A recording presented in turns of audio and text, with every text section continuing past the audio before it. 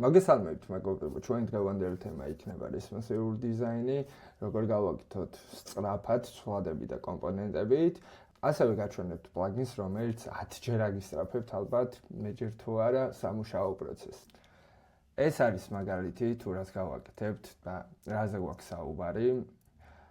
მარტივად მოდების შეცვლით desktop ვერსია მივიღეთ mobile ვერსიად. მოდი დავიწყოთ.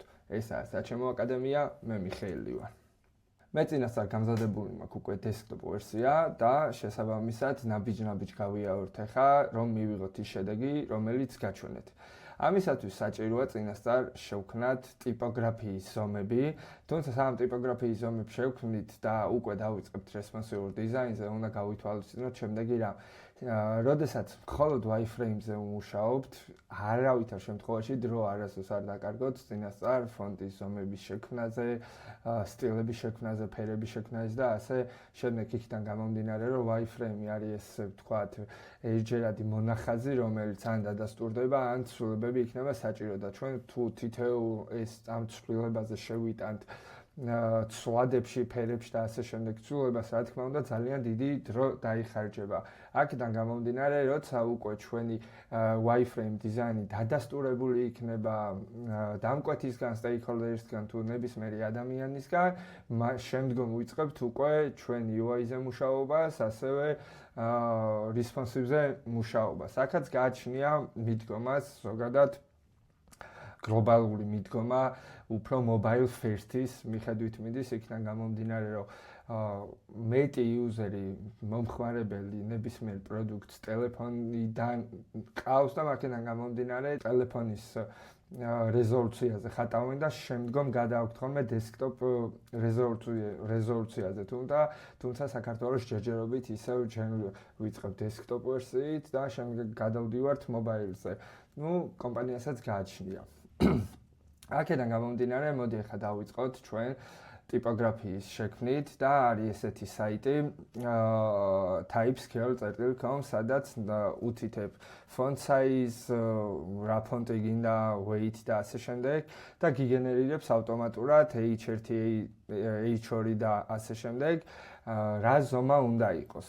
თუმცა შემდგომ აქ რო დაგიგენერირებს, უნდა წახვიდე მერე Figma-ში შეიტანო ხელით და ასე შემდეგ. აქედან გამომდინარე, იქ ყველაფერი რო დამეზარა, შევქმენი ესეთი პლაგინი, მოდულუსი ქვია, სადაც არის როგორც ტიპოგრაფიის შექმნა, ფერების, spacing-ის და border radius-ების.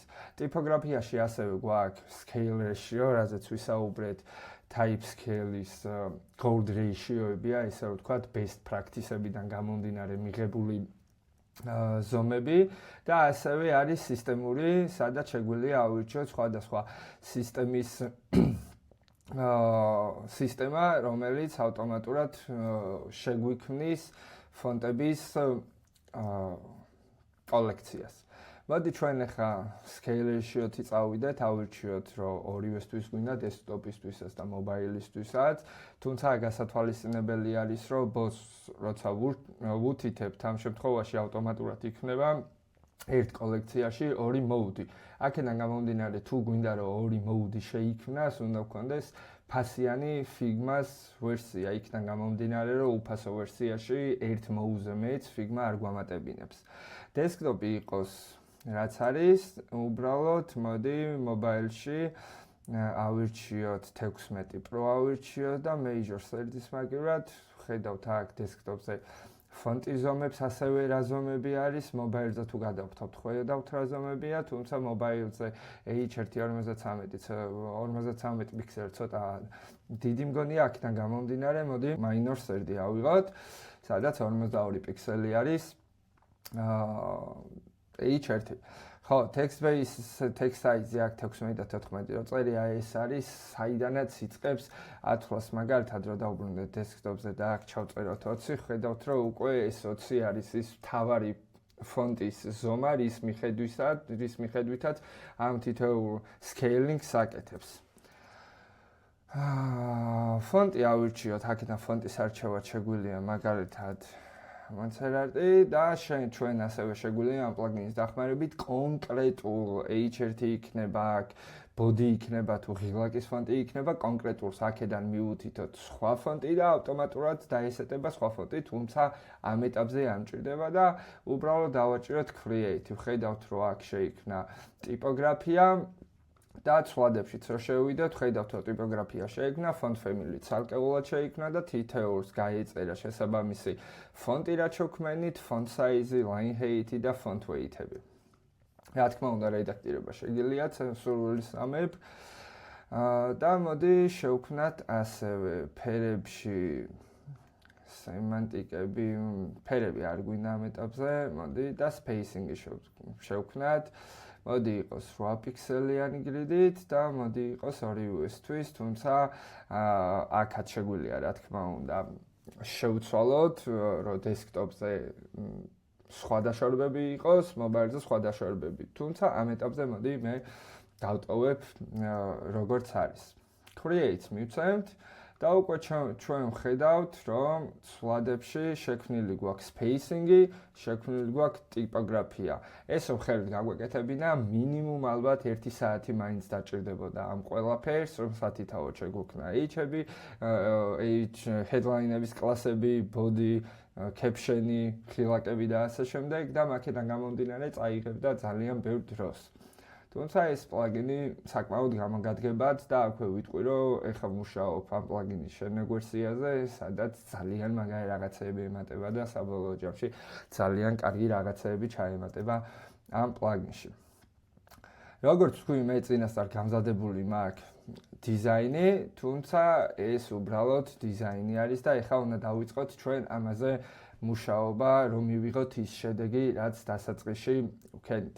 პირადად მე, როდესაც უკვე ერთი კონკრეტული გვერდი უკვე შექმნილი მაქვს ხოლმე და მინდა responsive-ზე ვიმუშაო, აქედან გამომდინარე მომაქვს ხოლმე სათითაო და კომპონენტებად ვქნი ხოლმე გარკვეულ სექციებს, menu ნავიგაციებს და ასე შემდეგ, იქიდან გამომდინარე, რომ როდესაც კომპონენტებით მუშაობთ, როგორც კომპონენტების ვიდეოში ვთქვით, როცა ერთ ადგილას შევცვლით რაღაცას, თითოეულ ყველა დეტალი ყველა სკრინზე აისახება და ყველა სკრინზე იცვლება. აქედან გამომდინარე, მოდი პირველ რიგში ჩვენ გავაკეთოთ მენიუ, შევქმნათ, მოდი ამას დავაწეროთ მენიუ, შევქმნათ კომპონენტად და რა თქმა უნდა ისაა დესკტოპის header-ი და მოდი ჩვენ დავამატოთ მეორე header-ი, რომელიც იქნება mobile-ის. მოდი my icon პაკეტებიდან წამოვიღოთ menus icon-ი, აქ ჩავაგდოთ, წავშალოთ ეს ღილაკი, წავშალოთ ეს menu და მივიღეთ mobile-ის menu. დავაწეროთ device, desktop და mobile. ჩვენ ერთ-ერთ ვიდეოში, სადაც desktop mobile mode-ებზე ვისაუბრეთ, თუ არ გინახავთ ეგ ვიდეოც ნახეთ, ავტომატურად რომ აისახოს ეს ჩვენი კომპონენტი desktop-ია თუ mobile-ი, გვჭირდება ცალკეულად ცვლადი. ჩვენ როგორც ხედავთ, აქ ტიპოგრაფიაში გვაქვს ეს ცვლადები, რომელსაც ქვია device 1440 და 402, თუმცა მაგის გაწერა აქ, რომ ეს კონკრეტული header-ი არის ეს კონკრეტული 440, ცოტა არ მომწონს აქედან გამომდინარე. მოდი დავამატოთ ერთი ცალკეული კომპონენტი და დავაწეროთ ამას device და შევქმნათ string-ი, ამას დავაწეროთ, რომ ესაა menu და mode იყოს desktop-ი და mode იყოს mobile. value იყოს desktop-ი და mobile. როგორც იმ ვიდეოში ვახსენეთ, რა value-საც აქ გავუწერთ device-ში, აუცილებლად უნდა იმთხოვდეს ცვლადის value-საც, რომ წაიკითხოს და არ მოხდეს ისე, რომ არ გაილინკოს ერთმანეთთან. მოდი ახლა ჩავასხათ აქ ჩვენი შექმნილი ფონტები, მაგალითად აქ ღილაკზე ჩავასხათ 14, ბათონში ჩავასხათ 16, ამეებშიც ჩავასხოთ 16-ები და ასევე მოდი დაშორებები აქ 16-ები მაქვს და მოდი აქედან ავიღოთ 16-ები, აქედანაც ავიღოთ 32. აქაც ავიღოთ 16, როგორც ხედავთ, ეს კონკრეტული უკვე layout-ში მიზი, სადაც ერთმანეთთან დაშორება ამ ღილაკებს და ამ ტექსტებს აქვს 32, ხოლო თვითონ ამ ტექსტს და description-ს აქვს 16. მოდი header-ში ჩავასხათ ჩვენ h1 და აქ მაქვს გაწერილი, რომ მაქსიმალური ზომა იყავს შენ 900, მაგრამ მოდი ცოტა გავზარდოთ 940, რომ ორი ლაინი სრულებით საკმარისია. ხოლო მოდი body ჩავასხათ 16. აქაც ფილი მაქვს მაქსიმალური 600 გაწერილი და ახსნი რატომ აქვს გაწერილი მაქსიმალური ზომები. ვინაიდან რადგანაც ეს მთლიანად უნდა იყოს auto layout-ი, რომ გადაიწყოს ავტომატურად დესკტოპზე, ჩვენ რომ ამ კონკრეტულებს მოვუხსნათ მაქსი, ხედავთ, რომ ძალიან დიდი ტექსტი გამოდის, ანუ მთლიანად იწელება. და ჩვენ რომ უბრალოდ აქ ჩავასხათ დაშორებები, padding-ები და აქ ამის ხარჯზე მივიღოთ კონკრეტული ზომა, შემდგომ უკვე mobile-ზე როცა გადავიყვანთ, იქაცო გადაყვება ის დაშორებები აქედან გამომდინარე უკვე ძალიან დაპატარავდება. აქედან გამომდინარე დავამატოთ add max აქ გვქონდა 940 და აქაც დავამატოთ add max ვიცი 620. კი ბატონო. აქაც მოდი აქ იყოს 8 დაშორება და აქ უკვე ჩვენ გვინდა მთლიანად რო ჩავსვათ ეს კონკრეტული auto layout-ში და ხედავთ, რომ გვერდებზე დაშორებები, რადგანაც 32-ები თქონდა დატოვებული ავტომატურად წამოიღო და 32 დატოვა და მოდი აქაც ცვლადით გავაკეთოთ 32 და ზევიდან და ქვევიდანაც 32-ები გავუკეთოთ. აქ ეხა 32 ქვევით არ არის, იქიდან გამომდინარე, რომ ჩვენ სიმაღლე ფიქსირებული გვაქვს მინიჭებული, ჰაგზე რო გადავიყვანოთ, ხედავთ, რომ ქვევითაც 32 იქნება, თუმცა ჩვენ ჰაგი ამ შემთხვევაში არ გვჭირდება, იმიტომ რომ შემდეგი კონტენტი აღარ არის. თუმცა როცა უკვე სრულ landing page-ზე ვმუშაობ და უფრო დიდი კონტენტი არის, მაქედან გამომდინარე, რა თქმა უნდა, ჰაგი გვჭირდება. მე მგონი ყველგან ჩასხმულია, მოდი აქაც ჩავასხათ, h6 ჩავასხათ. აქაც ჩასხმულია, აქაც ჩასხმულია, ფერები არ შეგვიქმნია, თორე ფერები რო შეგვიქმნა, ფერებსაც ჩავასხავდით და ერთმანეთთან დაშორება ავიღოთ, მოდი 64 პიქსელი. დავადუპლიკატოთ, არა, ჯერ აქაც ჩავასხათ, ჩავუთხრათ, რომ შენ ხარ ტიპოგრაფიის device 1440, იქიდან გამომდინარე, რომ აქ როგორც ხედავთ, რომ device წინასწარ განსაზღვრული არის რა დესკტოპის სიგანე და mobile-ის სიგანე.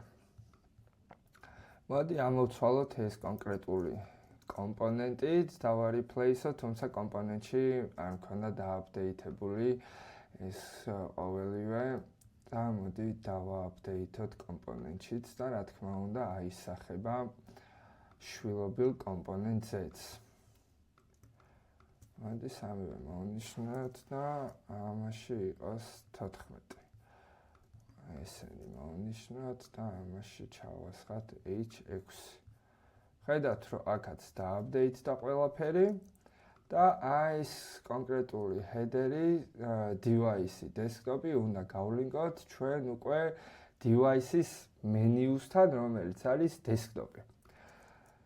და როდესაც უკვე ამას დავადუპლიკატებთ და მარტივად გვინდა რომ ნახოთ როგორ გამოიყურება mobile-ზე, ამას ვეთქვით რომ გახდი mobile-ი, ხედავთ რომ უკვე სიგანე დაპატარავდა და ასევე დაპატარავდა ფონტები, თუმცა ჯერ არ ჩანს და ასევე ჩვენ გვინდა რომ თვითონ ეს device იყოს mobile. თუმცა სადღაც გვაქვს პრობლემა და ეს პრობლემა არის ის, რომ აქ ფილები არ გაგვიწერია არაფერზე და ყველაფერი გვქონდა ფიქსირებული. მოდი ეს წავშალოთ და ახლიდან დავადუპლიკატოთ. შევამოწმოთ, რომ ყველაფერი არის ფილი. ეს ჰაგი გვინდა, ეს ფილი გვინდა, ესეც ფილი გვინდა. მოდი პირველ რიგში device გადავუყანოთ მობილურზე, ხედავთ რომ მენიუ შეიცვალა და გახდა მობილურის მენიუ და ტიპოგრაფიაც გადავუყანოთ მობაილზე და ხედავთ რომ უკვე მივიღეთ შესაბამისად დესკტოპის რესპონსიული ვერსია მობაილზე. თუმცა აქ ცოტა რაღაც ჩარევები საჭირო არის ხოლმე, რა თქმა უნდა, აქ ეხლა ჩვენ რადგან ცხილაკი 16 გვაქვს არ ეტევა, მაგრამ ჩვენ შეგვიძლია რომ ესეთი რაღაცა გავაკეთოთ, რადგანაც responsive არის, გვაქვს მაგის საშუალება, რომ ხილაკები ერთმანეთის ქვევით იყოს და არ იყოს გვერდ-გვერდ, დაშორება იყოს 8 პიქსელის სრულებით ვერსია და როგორც ვთქვით, ვინაიდან რადგანაც ჩვენ spacing-ი ერთი და იგივე დავტოვეთ desktop-ზეც და მობილურზეც, შეგვიძლია რა თქმა უნდა აქ კონკრეტული spacing-ი ხელით გავუწეროთ, რომ რომელი device-ისთვის რამდენი იყოს, თუ მაგალითად აქ 64-ია მობილურზე უფრო ნაკლები იყოს და ასე შემდეგ. თუმცა მე ერთი და იგივეს ვტოვებ ხოლმე და ერთი და იგივეს ვქნი და შემდგომ უკვე მარტივად ვინაიდან რადგანაც auto layout-ით იწყება, ძალიან მარტივი არის ხელით მინიმალური ცვლილებების შეტანა. იქიდან გამომდინარე, რომ როგორც desktop-ზე გვჭირდება მაგალითად 64 პიქსელი დაშორება, ისე მობაილზე გვჭირდება 64, 32 და ასე შემდეგ. ამ შემთხვევაში ჩვენ მივცემთ, რომ 16 იყოს დაშორებები, იმიტომ რომ მობაილზე მინიმალური ზღვარი არის 16 პიქსელი, რომ сейფარიები თავისუფლად იყოს. და ნუ ზევით და ქვევით არ ვითვალისწინებთ იქიდან გამომდინარე, რომ როცა აპლიკაციას ვქნით, რა თქმა უნდა, ზევით გვაქვს status bar და ქვევით ინდიკატორი, თუმცა როცა responsive-ზე მუშაობთ, ზევით და ქვევით არ ვუყურებთ არც status bar-ს, არც ინდიკატორს იქიდან გამომდინარე, რომ ბრაუზერში იხსნება და ბრაუზერს აქვს თავისი ინდიკატორები. და ვხედავთ, რომ გვაქვს უკვე როგორც desktop ვერსია, ასევე mobile ვერსია. რა თქმა უნდა, ეს იყო პატარა მაგალითი, თუ როგორ უნდა გადავიყვანოთ desktop-დან mobile-ზე მარტივად და ასევე რომ ძალიან ბევრ დროს გვიზოგავს ეს კონკრეტული პლაგინი. იქიდან გამომდინარე, რომ მე რომ ამ პლაგინით ახლა არ შემექმნა ეს ცვლადები ტიპოგრაფიის და დაშორებები, spacing-ი, საკმაოდ დიდი ვიდეოც გამოვიდო და ასევე ბევრ დროს წაიღებს ყოველდღიურ პროცესებში და ასე შემდეგ. სულ ეს არის შემდეგი ვიდეო, მეგობრებო, იქნება უკვე Figma Make-ზე და საკმაოდ საინტერესო ვიდეოები მოდის ეტაპობრივად. მადლობა ყურადღებისთვის, არხის გამოწერა არ დაგავიწყდეთ და წინ საკმაოდ საინტერესო ვიდეოები გველოდება. დროებით.